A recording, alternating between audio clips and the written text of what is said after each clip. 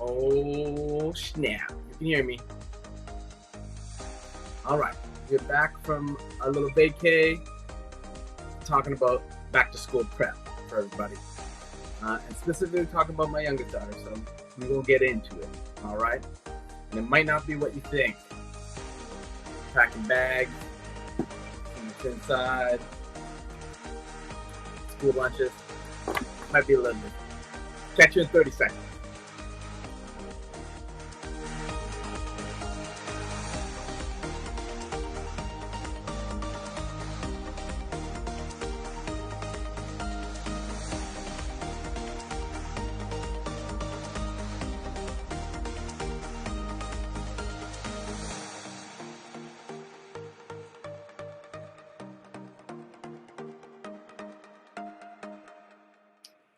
What up, social media world? My name's Alfred Gordon Liu. This is 8 at 8, and 8 minutes starts right now. Most of you think that this might be a video about what to pack kids for your back to school. Let's see what my daughter has packed in my youngest daughter, Kaydence. So she's packed a unicorn in her school bag. She's packed a secondary unicorn, and then also some wonderful coloring. Magic coloring. Secondary. You always have to have three of everything. Magic coloring. And obviously a pet box. Ooh, that has green in it with sparkly bubbles or sparkly balls. Oh man, you can't even see that. So there you go. Look at that. The things kids pack. But we're not really talking about school stuff or what we're gonna send to lunch with our kids. I'm really talking about, how do we emotionally prep them? Because my youngest daughter, Kaydence, if you don't know who she is or haven't seen her recently, this is what she looks like on a good day. To get her this summer to, do some balance bikes, get her out to try some things is an amazing accomplishment for this girl. Even to get her outside of the home is a great thing because she was born, she's 3 years old now, and that means more than half her life she's been spending in lockdown.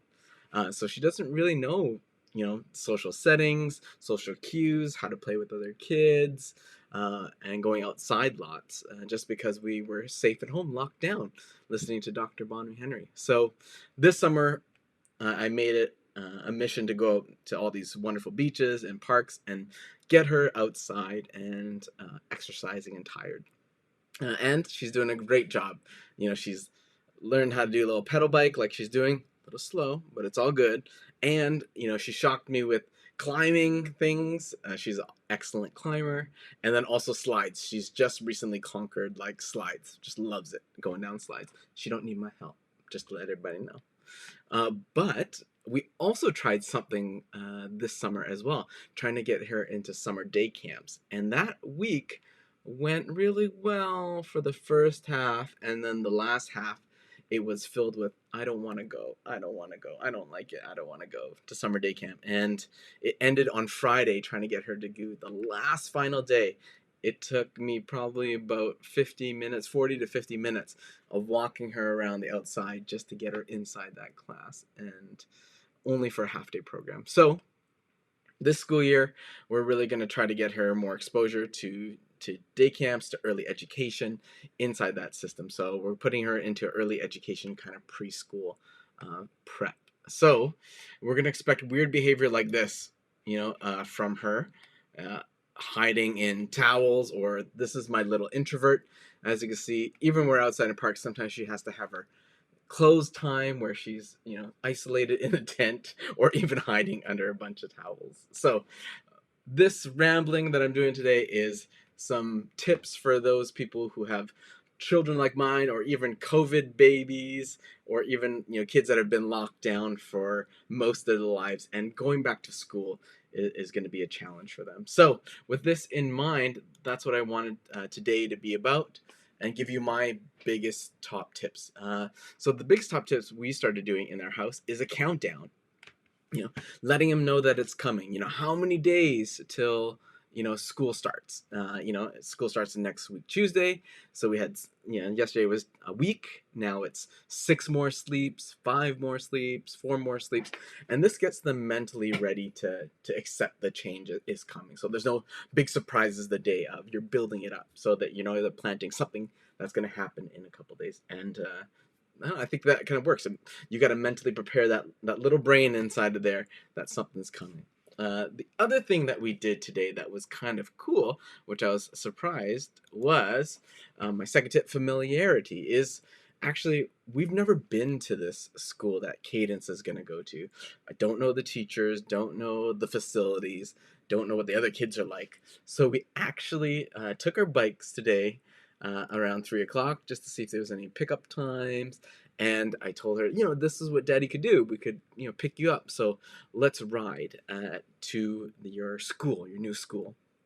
And I purposely picked a route that we go to when we go to parks, because there's a wonderful park near her new school. So we took the same bike route that you normally took, so it was really familiar to her.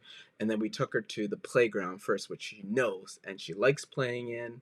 And then we just went a little block extra to the new school. So picking a route was really important. So I think her knowing where her school is in her brain, her relation to where our house is to there. You can show a kid a map, but they might not understand. But if we talk in terms of walking or biking, it's only a 5-minute bike ride or a 10-minute walk.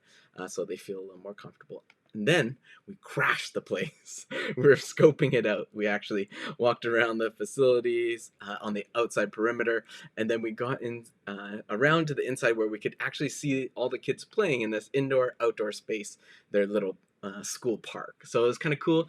All the little kids kind of ran up to us and they saw our cool bike. Even the teachers were interested in us. So we struck a conversation with the new teachers that we're going to see over there. So if you guys can do the same, take your kids to the school, get them familiar with the school grounds, where they're going to be.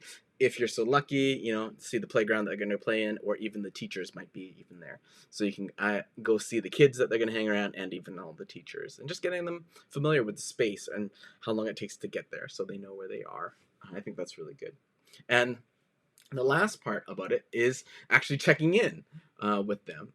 I think this is all about the kids. I think that's what we forget. We want our kids to be on the perfect schedule, to eat the right foods, to go there, 5 days a week for the whole day, and we really got to see how they're doing, because, why are they even going to school? She could very well stay home with me. I could work with her on my lap. She could just roam around the house, but why is she going there? So to check in with her daily and figure out what she wants to do. Right now, there's a picture of them rolling Play-Doh or pasta. I don't know which one it is, but I'm going to say it's rolling pasta, and she loves it, and she wants to learn that now. So, showing her pictures of the school and what the kids do there is really important too. I think that gives her a little bit of familiarity or a little bit of confidence that she knows what she's getting into. But seeing what she wants to actually go and learn, and plugging that in with the teachers, plugging that with the school curriculum, seeing if that's their way of doing things. I think it's really, really important. But, checking in with that one, and I plan to do a lot more check-ins every day and see if she wants to go to school, if she's excited for school, and then seeing what she wants to learn, because it's all about her learning. I want her to socialize, but, she's got to be excited about it too, and I want to see how she's feeling. So you're going to hear a lot of check-ins with me, and you might hear me venting and stuff. And any parents out there, you got an anxious child or an introverted child, if you got tips for me on how to get them back to school, that would be awesome. So put it in the chats or comment below. All right, everybody, that's it. Love you guys. Peace out. Oh, you can still hear me. Love it. All right. Like it says up there in the notes, remember to do it mentally and also emotionally. I think that's the biggest thing, the emotional check-in. And for the mama that are watching, our baby mama, right? You gotta let your babies go. They gotta go to school. They gotta get into the system, into the world. So check in with your baby mamas as well, because they might be going through some emotional heartstrings, letting go of their babies, watching them grow up. So check in with your big baby, your lady as well. All right, everybody. I'm out. Tomorrow, Throwback Thursday. We're gonna throw it back to summertime, everybody.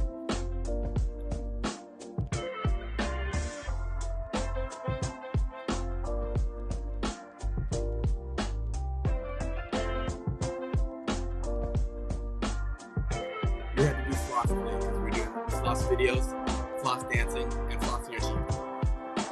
Boom! All done on Wednesdays. All right. See you later, everybody.